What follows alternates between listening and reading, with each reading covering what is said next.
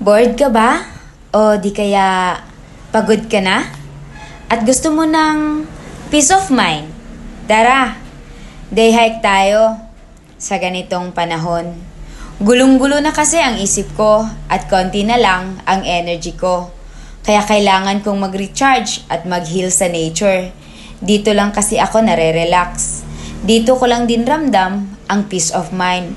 At sa tuwing andito ako sa ganitong lugar, nawawala lahat ng pagod, lungkot na nararamdaman ko. Dahil yung naririnig ko lang ay agos ng ilog, ingay ng ibon at ng mga puno. Sabihin na natin, ingay ng kalikasan.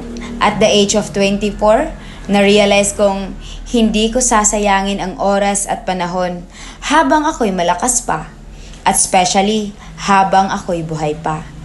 No one knows kung kailan tayo mawawala sa mundong ating ginagalawan.